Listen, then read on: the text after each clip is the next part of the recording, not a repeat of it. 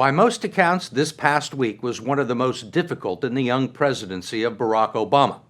At the heart of it all was the public upheaval over $165 million in bonuses paid to employees of AIG, a company largely responsible for bringing the world's financial system to its knees and now being propped up by U.S. taxpayers. The bonuses touched off a cultural war between Wall Street and Main Street, both of whose support the president needs to help stabilize the economy. After campaigning in California to drum up support for his $3.6 trillion budget, the president sat down with us in the Oval Office for a conversation about the AIG debacle, the economy, and getting the hang of the world's most difficult job.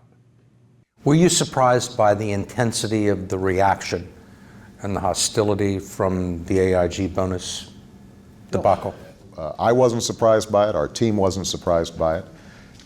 The one thing that I've tried to emphasize, though, throughout this week, and will continue to try to emphasize during the course of the next several months as we dig ourselves out of this economic hole that we're in, is we can't govern out of anger. We've got to try to make good decisions based on the facts in order to put people back to work, to get credit flowing again. And I'm not going to be distracted by what's happening day to day. I've got to stay focused on making sure that we're getting this economy moving again. The president ordered his Treasury Secretary, Timothy Geithner, to use every legal means to recover the bonus money from AIG. If it's not repaid, it will be deducted from the company's next bailout payment. But the House decided to extract its own revenge, passing a bill that would impose a tax of up to 90% on the AIG bonuses and on the bonuses of anyone making more than $250,000 a year who works for a financial institution receiving more than $5 billion in bailout funds. I mean, you're a constitutional law professor. Yeah. You think this bill is constitutional? Well, I think that as a general proposition, you don't want to be passing laws that are just targeting a handful of individuals. You want to pass laws that have some broad applicability. And as a general proposition, I think you certainly don't want to use the tax code to punish people. I think that you've got a pretty egregious situation here that people are understandably upset about. So let's see if there are ways of doing this that are both legal, that are constitutional, that uphold our basic principles of fairness, but don't hamper us from getting the banking system back on track. You got a piece of legislation that could affect tens of thousands of people. Some of these people probably had nothing to do with the financial crisis, and some of them probably deserve the bonuses that they got. Well, is that fair? Well, and that's why we're going to have to take a look at this legislation carefully. Clearly, the AIG folks getting those bonuses didn't make sense. And one of the things that I have to do is to communicate to Wall Street that given the current crisis that we're in, they can't expect help from taxpayers, but they enjoy all the benefits that they enjoyed before the crisis happened.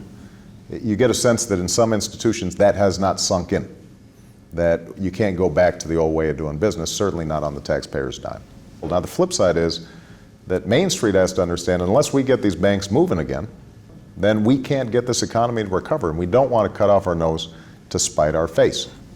Your Treasury Secretary, Tim Geithner, has been under a lot of pressure this week, and there have been people in Congress calling for his head. Have there been discussions in the White House about replacing him? No. Has he volunteered to or come to you and said, do you think I should step down? No, and he shouldn't. And if he were to come to me, I'd say, sorry, buddy, you've still got the job. But look, he's got a lot of stuff on his plate, and he is doing a terrific job. And I take responsibility for not, I think, having given him as much help as he needs. Obama says Geithner is not only responsible for the banks, the bailouts, and the automobile industry, he also has to make sure the money is being spent wisely and to report to Congress. Yet nearly a dozen high-level Treasury Department jobs remain unfilled, and Geithner still has no deputy.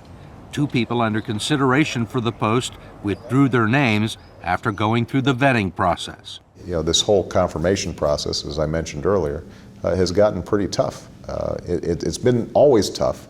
It's gotten tougher in the age of 24/7 news cycles. And a lot of people who we think are about to serve in the administration and the Treasury suddenly say, well, you know what, I don't want to go through some of the scrutiny and embarrassment in addition to taking huge cuts in pay. Have you offered some of these high-level positions at Treasury to people that have turned them down? Absolutely, yeah. And not because people didn't want to serve. I think that people just felt that, you know, the process has gotten very onerous. Your Treasury Secretary's plan, Geithners' plan, and your plan, really, for solving the banking crisis was met with very, very, very tepid response. And you had a lot of people criticizing. A lot of people said they didn't understand it. A lot of people said it didn't have enough details to solve the problem. I know you're coming out with something next week on this, but I mean, these criticisms were coming from people like Warren Buffett, people who had supported you and you had counted as being... And Warren still does support me. But I think that understand Warren's also a big player in the financial markets who's a major owner of Wells Fargo. And so he's got a perspective from the perspective of somebody who is part owner of a bank. You've got members of Congress who've got a different perspective, which is we don't want to spend any more taxpayer money. You've got a whole host of players, all of whom may have a completely different solution, right? And you know, one of the challenges that Tim Geithner has had is the same challenge that anybody would have in this situation. People want a lot of contradictory things. You know, the banks would love a lot of taxpayer money with no strings attached. Folks in Congress, as well as the American people, would love to fix the banks without spending any money. And so at a certain point, you know, you've got just a very difficult line to walk. You need the financial community to solve this crisis. I do. Do you think that the people on Wall Street and the people in the financial community that you need trust you, believe in you? Part of my job is to communicate to them, look, I believe in the market, I believe in financial innovation, and I believe in success. I want them to do well. But what I also know is that the financial sector was out of balance. You look at how finance used to operate just 20 years ago or 25 years ago. People, if you went into investment banking, you were making 20 times what a teacher made. You weren't making 200 times what a teacher made. There is a perception right now, at least in New York, which is where I live and work, that people feel they thought that you were going to be supportive. And now I think there are a lot of people that say, look, we're not going to be able to keep our best people. They are not going to stay and work here for $250,000 a year when they can go work for a hedge fund if they can find one that's still working well, and make a lot more. I've told them directly, because I've heard some of this, they need to spend a little time outside of New York. Because, you know, if you go to North Dakota, or you go to Iowa, or you go to Arkansas, where folks would be thrilled to be making $75,000 a year without a bonus, then I think they'd get a sense of why people are frustrated. I think we have to understand the severity of the crisis that we're in right now. The fact is that because of bad bets made on Wall Street, there have been enormous losses. I mean, there were a whole bunch of folks who, on paper, if you looked at quarterly reports, were wildly successful, selling derivatives that turned out to be completely worthless. And insuring them. And insuring them. Now, you know, gosh, I don't think it's me being anti-Wall Street, just to point out that the best and the brightest didn't do too well on that front. And that, you know, maybe the incentive structures that have been set up have not produced the kinds of long-term growth that that I think everybody's looking for. Were you surprised at the depth of this recession when you got here?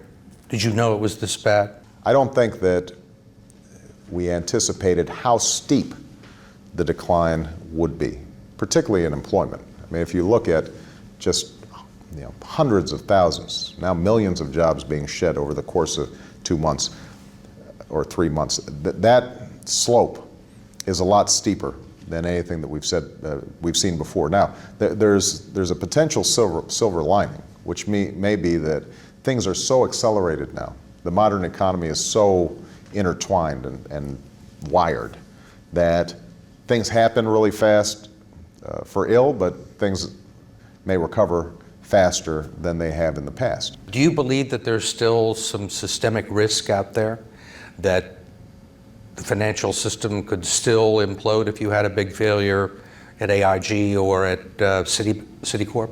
Yes. Citibank? I think that systemic risks are still out there, and if we did nothing, you could still have some big problems. There's certain institutions that are so big that if they fail, they bring a lot of other financial institutions down with them. And if all those financial institutions fail all at the same time, then you could see an even more destructive recession and potentially depression. I'm optimistic about that not happening because I think we did learn lessons from the Great Depression. Is there some limit to the amount of money we can spend Yes. or print trying to solve this crisis? There is. And are we getting close to it? The limit is our ability to finance these expenditures through borrowing. And the United States is fortunate that it has the largest, most stable economic and political system around. And so the dollar is still strong because people are still buying treasury bills. They still think that's the safest investment out there. If we don't get a handle on this and also start looking at our long-term deficit projections, at a certain point people will stop buying those treasury bills. Do you have any idea when this might end or when things might start getting better? Well, we're already starting to see flickers of hope out there. Refinancings have significantly increased. Interest rates have never been lower. That promises the possibility, at least, of the housing market bottoming out and stabilizing. It's not going to happen equally in every part of the country. On the subject of the ailing automobile industry, the president said he is still committed to helping General Motors and Chrysler avert bankruptcy. But he says they have yet to demonstrate that they can remain economically viable. And there are major political obstacles. I just want to say that the only thing less popular than putting money into banks is putting money into the auto industry. So 18% are in favor, 76% against. It's not a high number. You're sitting here and you are laughing about some of these problems. Are people going to look at this and say, I mean, he's sitting there just making jokes about money with him.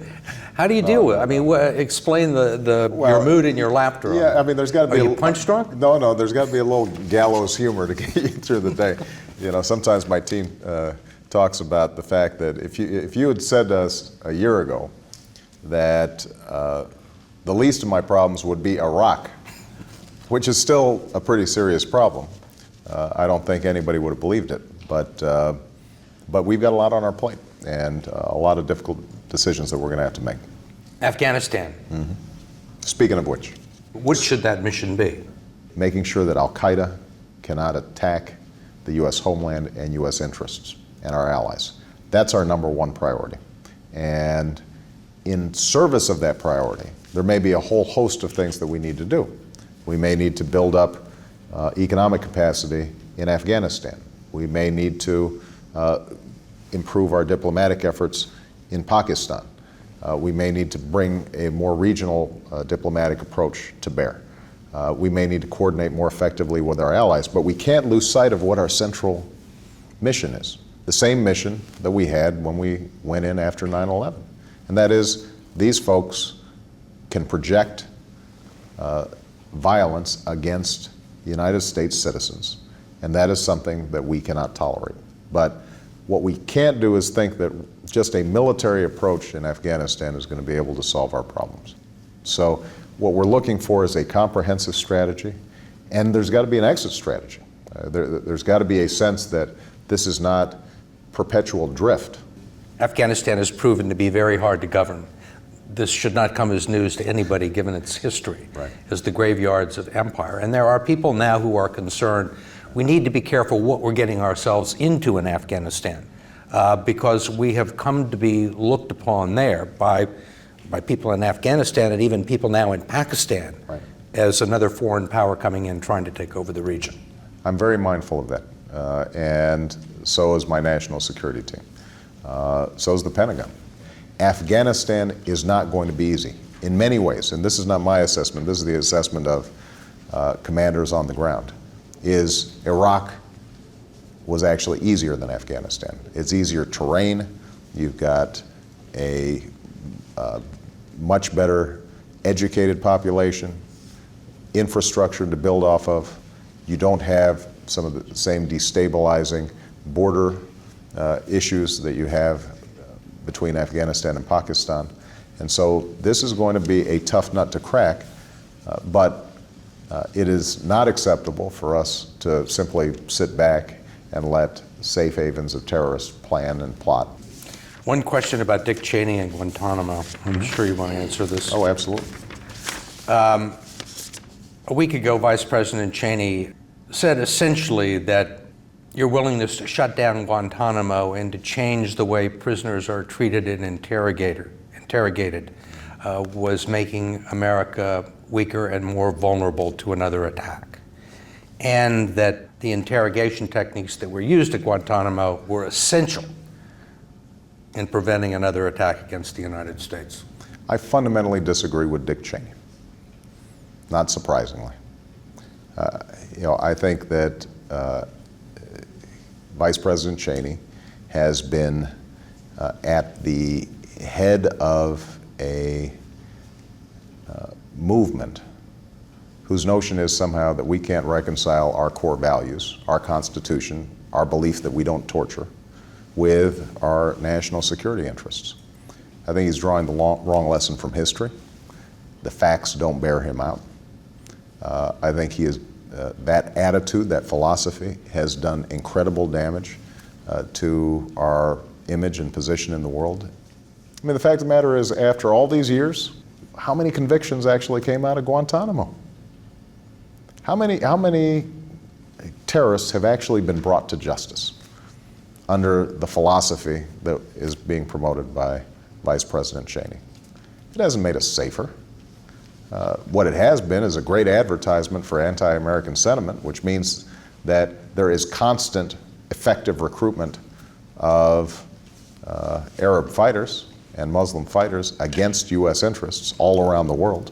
Some of it being organized by a few people who were released from Guantanamo. Well, there's no doubt that we have not done a particularly effective job in sorting through who are truly dangerous individuals that we've got to